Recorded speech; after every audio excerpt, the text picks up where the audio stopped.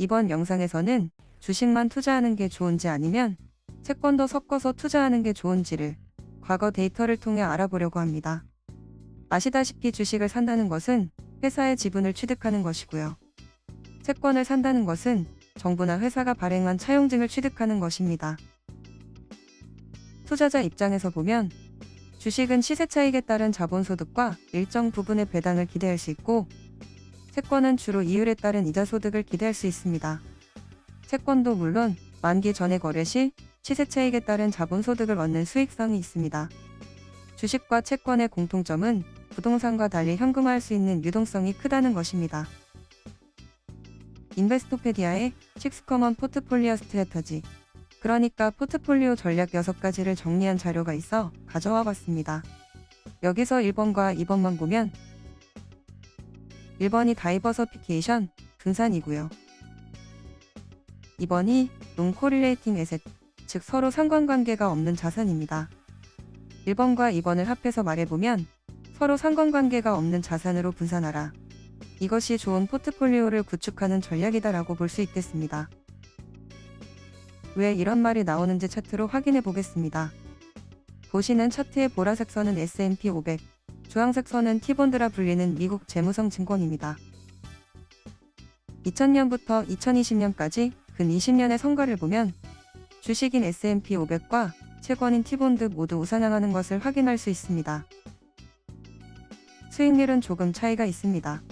주식이 좀 더 나은 모습을 보이는데요.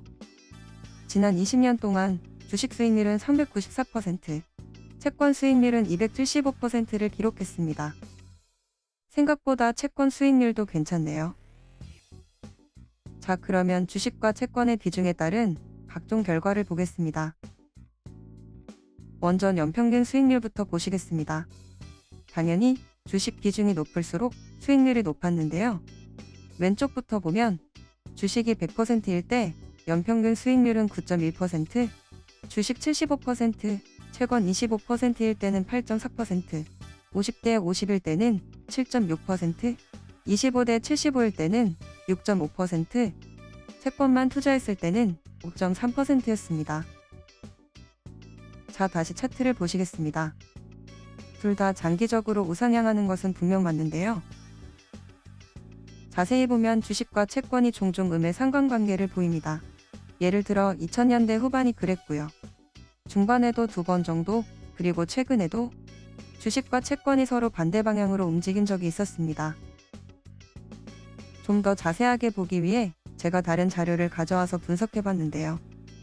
여기서 보라색 바는 S&P 500이고 주황색 바는 블룸버그 바클레이 US 애그리게이트 인덱스입니다. 블룸버그 인덱스에는 T본드뿐만 아니라 MBS, ABS도 섞여 있기 때문에 앞서 보신 T본드와는 조금 다른데요. 흐름만 보는 거니까 큰 상관은 없을 듯 합니다. 보시다시피 주식과 본드가 음의 상관관계를 가진 해는 2000년, 2001년, 2002년, 그리고 2008년, 2013년, 2018년입니다. 이렇게 20년 동안 총 6번 주식과 채권이 음의 상관관계를 나타냈습니다. 퍼센티지로 굳이 표현하자면 30% 확률입니다. 그리고 이 시기는 2가지 공통점이 있는데요. 시장이 불안한 시기였고 6번 모두 채권은 플러스, 주식은 마이너스였다는 것입니다. 또 하나 주목할 만한 것은 시장이 불안할수록 음의 상관관계가 컸고 주식 대비 채권의 상대적 수익률이 훨씬 높았다는 것입니다. 2008년은 서브프라임이 터진 해인데요. 주식은 거의 마이너스 40%, 그러니까 S&P 500이 마이너스 40%였다는 것이니까 아마 대부분 개인 투자자들의 계좌가 녹지 않았을까라는 생각이 들고요. 하지만 당시에도 채권은 플러스를 기록했습니다. 마지막으로 변동성을 보겠습니다. 채권은 큰 변동 없이 해마다 꾸준히 5% 정도 수익을 내왔다면 주식은 변동성이 매우 큰 것을 확인할 수 있습니다. 물론 기간을 길게 잡을수록 화면에 나오는 수치에서 확인 가능하듯이 채권이 주식보다 나을 확률은 유의미하게 떨어집니다. 예전에 졸리 대표님께서 한 청중의 질문에 채권을 왜 사냐면서 주식을 100%로 가져가야 한다는 말씀을 들은 적이 있는데요. 졸리 대표님은 일관되게 주식을 사면 3년, 5년, 10년이 아니라 30년 넘게 들고 가야 한다고 하시죠. 30년 넘는 기간이라면 채권이 주식을 이길 확률이 1%도 안 되니까 그런 점에서 주식만 가져가는 게 맞습니다. 저는 졸리 대표님 말씀이 틀렸다고 생각하지도 않고 더군다나 토달고 싶은 생각은 전혀 없지만 이번 영상을 제작한 목적에 맞게 조금 다른 측면에서 살펴보려고 하는데요. 혹시 투자는 여유자금으로만 하고 있고 그 여유자금으로 투자한 돈은 은퇴할 때까지 그냥 놔둘 수 있을 것 같다는 분들은 딱 여기까지만 시청하셔도 좋을 것 같습니다.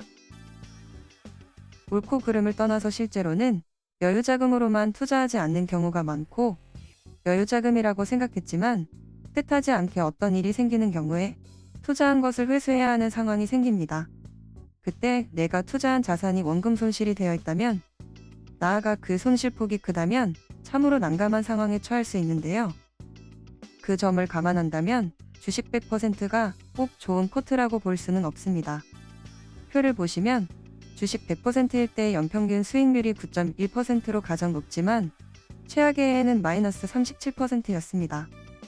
주식 75%일 때는 마이너스 28%, 50%일 때는 마이너스 18%, 25%일 때는 마이너스 7%, 0%, 즉 채권만 투자했을 때 최악의 해는 마이너스 2.7%입니다. 자, 그런데 이것은 연말을 기준으로 딱 잘랐을 때 그렇다는 것이고 연중에 더 큰 폭으로 하락했다가 연말쯤에 회복하는 케이스도 있을 텐데요. 그런 의미에서 릭스 드로우다운을 보면 주식 100%에서 0%까지 순으로 마이너스 50%, 마이너스 40%, 마이너스 27%, 마이너스 12%, 마이너스 6%입니다. 내가 돈이 필요한 시기가 안타깝게도 딱 최악일 때라면 이 정도 마이너스를 감수하셔야 된다는 뜻입니다. 당연한 얘기이지만 주식 비중이 클수록 내 자산 가격의 변동성이 크다는 것은 꼭 인지를 하고 투자를 해야 합니다.